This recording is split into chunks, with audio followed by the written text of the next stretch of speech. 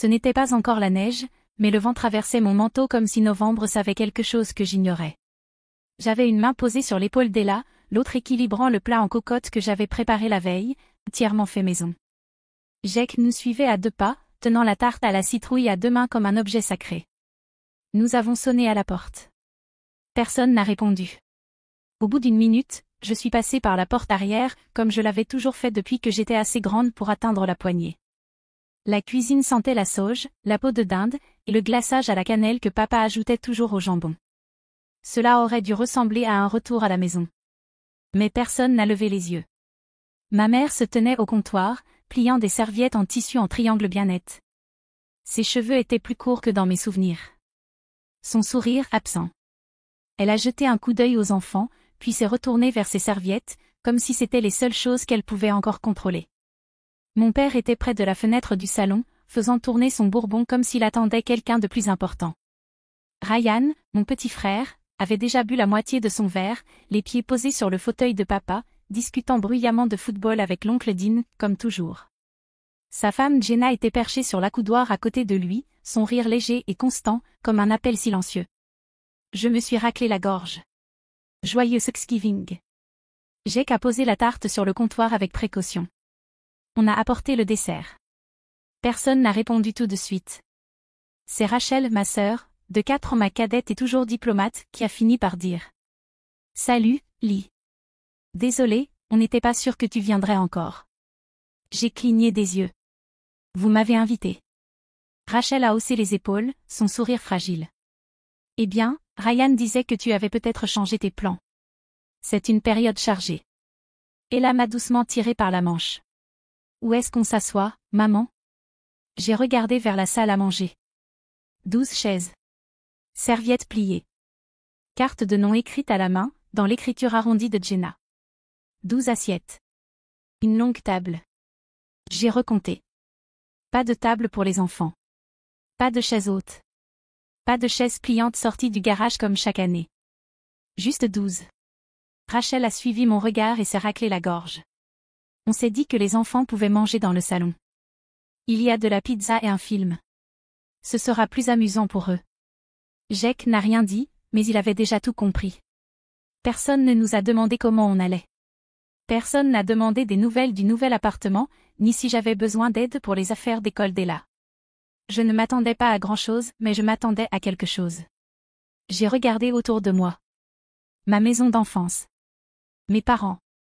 Mes frères et sœurs. Et pour la première fois, j'ai ressenti ça, j'étais venue en invité, alors qu'il n'était même pas sûr de m'avoir invité. La main d'Ella est restée dans la mienne. Je ne l'ai pas serrée en retour. Pas encore. J'ai aidé les enfants à s'installer dans le salon, pizza, assiette en carton. Une couverture douce pour 2 petites paires de genoux. La « table des rigolos », comme ils l'appelaient. Mais personne ne leur avait demandé s'ils voulaient s'y asseoir. Je suis restée un peu plus longtemps, j'ai lissé les cheveux d'Ella, ajusté le col de Jake. Ses yeux sont restés dans les miens. Quand est-ce qu'on rentre? A-t-il demandé à voix basse. Bientôt, j'ai dit. Pas tout de suite. De retour dans la cuisine, le bourbon coulait un peu plus librement. Mon père riait à une blague de Ryan. Maman ouvrait déjà une autre bouteille de rouge, sans un regard pour moi. J'ai posé la cocotte à côté d'un plateau de mimosa. Intact. Je pense qu'on partira après le dessert, ai-je dit dans le vide entre 2 phrases. Personne n'a levé les yeux. Puis Ryan a levé son verre. Des trucs de maman occupée, hein? Toujours pressée. Jenna a gloussé. On comprend. La vie de mère célibataire. Elle l'a dit comme si elle n'avait jamais eu besoin d'aide de personne. Elle l'a dit comme si je n'étais pas là, à 3 mètres d'elle. Je me suis redressée. Ma voix ne tremblait pas, mais elle était basse. En fait, je dois vous dire quelque chose. Là, j'ai capté leur attention. Le sourire de Jenna s'est figé. Rachel a posé son verre de vin. Je me retire, ai-je dit. De tout. Les frais de scolarité ont aidé. La facture d'électricité chez maman. Les petits extras. Le visage de mon père a changé en premier, à peine un frémissement, mais je l'ai vu. Cette légère confusion, comme si quelqu'un avait déplacé ses affaires sans le prévenir. Je croyais que tu le voulais, a dit Rachel, doucement. Je le voulais, ai-je acquiescé. Et je tiens toujours à vous. Mais je ne peux plus tout porter toute seule. Ryan a soufflé bruyamment. Depuis quand payer une facture d'eau, c'est porter quoi que ce soit? Je l'ai regardé. Il n'avait pas remboursé ses prêts étudiants depuis 10 ans. Mes parents payaient encore son assurance auto. Mais je ne l'ai pas dit. Je fais ce qui est le mieux pour moi et les enfants, ai-je dit à la place. C'est tout. Personne ne m'a remercié pour ce que j'avais fait. Personne n'a demandé, pourquoi maintenant? Ma mère a fini par parler. On ne t'a jamais rien demandé. Le silence qui a suivi n'était pas gênant. Il était définitif. J'ai attrapé le pull d'Ella sur le dossier d'une chaise et l'ai replié sous mon bras. Jake m'a rejointe dans le couloir, une croûte de pizza à la main. On s'en va? J'ai regardé au fond du couloir. Au-delà des manteaux. Au-delà des cadres photos qui n'avaient pas changé depuis 10 ans. Mon visage n'était dans aucun d'eux. Pas encore, ai-je répété. Mais quelque chose était déjà parti. Nous sommes rentrés presque en silence. Les enfants somnolaient à l'arrière, leurs têtes penchées l'une vers l'autre, encore imprégnées de croûte beurrée et de cannelle. Il faisait chaud dans la voiture, mais j'ai entrouvert la fenêtre malgré tout. J'avais besoin du froid pour rester éveillé. L'appartement était calme quand nous sommes entrés. Trop calme, du genre qui semblait solitaire autrefois, mais qui, ce soir-là, ressemblait à une respiration retrouvée. Jake a laissé tomber ses chaussures dans le couloir, puis est revenu sur ses pas pour les aligner correctement. Avant, je devais le lui rappeler. Maintenant, il y pensait tout seul. Ella s'est installée sur mes genoux sur le canapé sans demander. Son visage s'est enfoncé dans mon pull, collant de glaçage et de quelque chose de non dit. Est-ce qu'on a fait quelque chose de mal? A-t-elle murmuré, la voix étouffée. Je n'ai pas répondu tout de suite. J'ai lissé ses cheveux. J'ai compté les secondes entre ses respirations. Non, ma chérie, ai-je fini par dire. On ne peut pas toujours choisir comment les autres nous traitent. Mais on peut choisir ce qu'on garde près de nous. Elle s'est reculée. M'a regardée, sérieuse. Est-ce qu'on les aime encore? La question n'était pas teintée de colère, juste d'un émerveillement propre aux enfants encore trop jeunes pour comprendre les déceptions des adultes. Je pense que l'amour peut rester, ai-je dit. Même si on ne leur rend pas visite aussi souvent. Jake s'était blotti sous la couverture à côté de nous, silencieux. Les yeux ouverts, mais ailleurs. Il ne demandait plus de câlins depuis des années. Mais il a posé sa tête contre mon bras. Et ça suffisait. Nous sommes restés comme ça un moment. Pas de télé. Pas de bruit de fond. Juste le rythme de notre propre silence. Sur la table basse, j'ai remarqué le dessin qu'Ella avait fait plus tôt cette semaine. 3 bonshommes se tenant la main sous un soleil de travers. Elle avait écrit tous nos prénoms en lettres violettes tremblantes. Jake. Ella. Maman. Pas de grands-parents. Pas de cousins. Personne qui manque. Personne en trop. Je n'y ai rien ajouté. Je ne l'ai pas corrigé. J'ai juste pris un aimant et je l'ai accroché sur le frigo, là où on le verrait tous les matins. Dehors, le vent emportait les dernières feuilles sur le trottoir. Dedans, on était exactement là où on devait être. Le premier appel manqué est arrivé mardi, Rachel. Puis 2 de ma mère. Un d'un numéro inconnu. Je savais que c'était papa. Il n'a jamais enregistré son propre contact. Je n'ai pas répondu. Les messages vocaux ont commencé à s'accumuler comme du courrier qu'on n'ouvre pas. Des messages courts. Saccadés. Sans excuse. Juste des fragments de phrases qui ne savaient pas où atterrir. Salut Alissa. Juste pour savoir si t'es bien rentrée. Les enfants avaient l'air bien. On a quelques petits soucis avec la maison. Rien de grave, juste, ce serait bien de parler. Ton père te passe le bonjour. Vendredi, Jenna m'a envoyé un message, sur Instagram. Même pas un texto. Coucou, juste pour te prévenir, Ryan a des ennuis. Ce serait bien que la famille se voie. Dis-moi quand tu peux passer. Pas de comment vas-tu? Pas de tu nous manques. Juste head up. Ce soir-là, je suis restée debout dans la cuisine, le téléphone retourné, les lumières tamisées. Jake dormait sur le canapé, un livre de bibliothèque glissé de sa poitrine. Ella fredonnait toute seule dans la baignoire, rejoint sa chanson préférée de mémoire. Je me suis appuyée contre le comptoir, regardant la lumière rouge des notifications clignoter comme un battement de cœur. Je n'ai pas appuyé sur lecture. Je n'en avais pas besoin. Il ne me contactait pas parce qu'il se souvenait de ma valeur.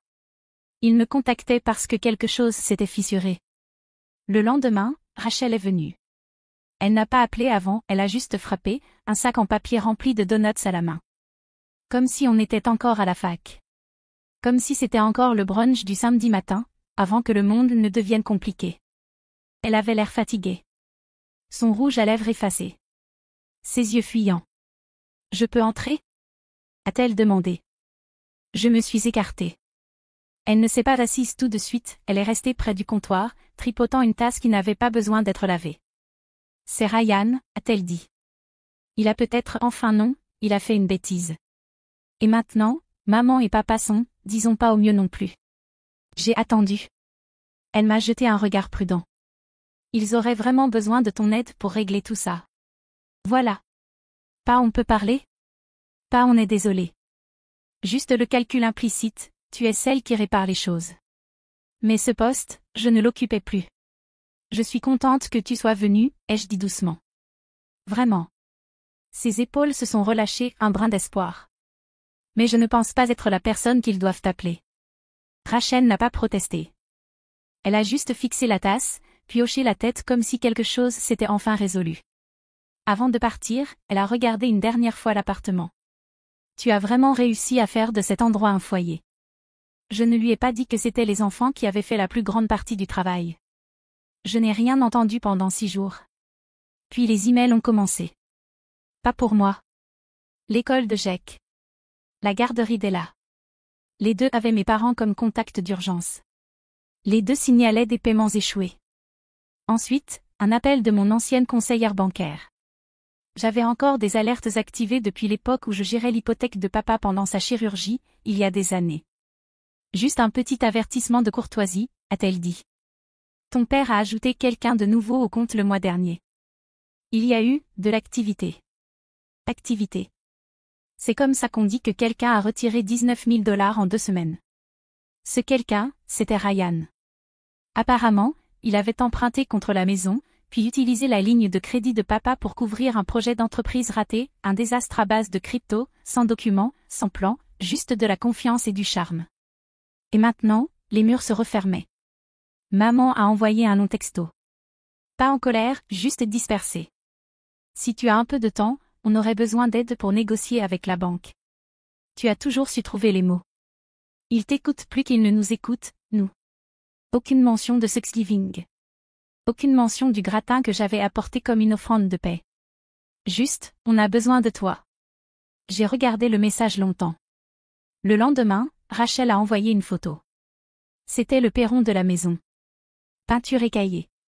Un avis de saisie collé à la porte comme une lettre écarlate. Elle n'a mis aucune légende. Elle n'en avait pas besoin.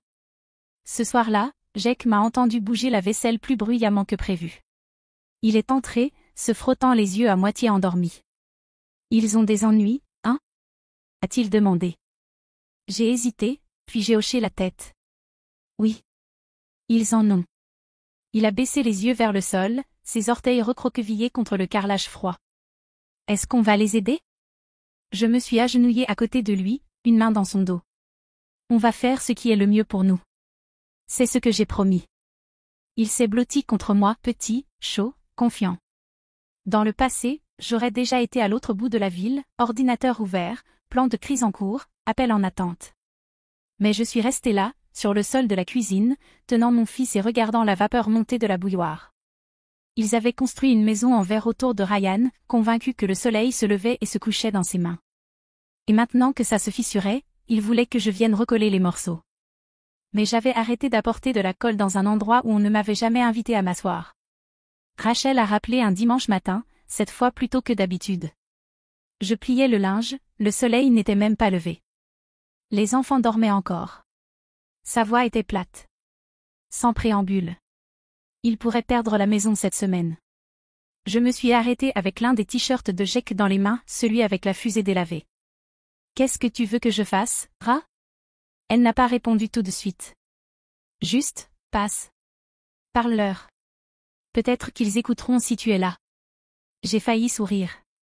Pas parce que c'était drôle, parce que c'était familier. Elle a continué. Ils n'ont pas besoin d'argent. Ils ont besoin d'aide pour négocier. Ta voix calme. Ta logique. Ma voix calme. Ma logique. Toutes ces choses qu'il qualifiait de trop autoritaires. Froides. Trop calculées jusqu'à maintenant. Je lui ai dit que j'allais y réfléchir. Ce soir-là, elle est revenue sans prévenir.